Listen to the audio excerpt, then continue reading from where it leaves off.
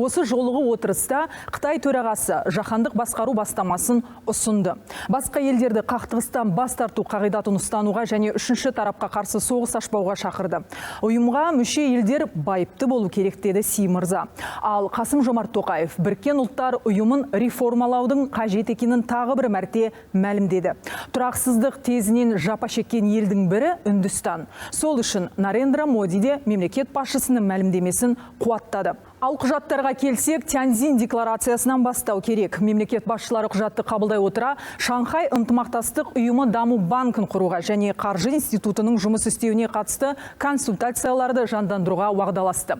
Демек, енді ұйымның жеке банкі болады. Бұл инвестицияларды біріздендіріп, экономикаға серпіліс берері анық. Осы ретте, мемлекет басшысы инвестициялық жобаларды сүйемелдейтін Шанхай ынтымақтастық ұйымы кеңсесін құруды ұсынды.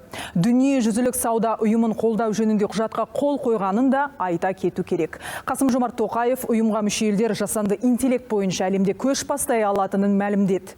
2033 жылға қарай бұл нарықтың көлемі 5 триллион долларға жетіп, әлемдік технология индустриясындағы үлесі 30%-ға дейін ұлғаяды. Демек, бұл табыстың жаңа көзіне айналуы мүмкін. Укрепление стратегического партнерства. Басқа стратегиялық бағыттарға қарағанда аталған саланың дамуы өте жылдам. Жасанды интеллектіні қарқынды дамытуда Шанхай ынтымақтастық ұйымы әлемде көш бастай алады деп есептеймін. Сондықтан Қытайдың жасанды интеллект саласындағы ынтымақтастық бойынша жаһандық ұйым құру туралы ұсынысын толық қолдаймыз. Мұндай өте маңызды іске қомақты үлес қосуға дайынбыз.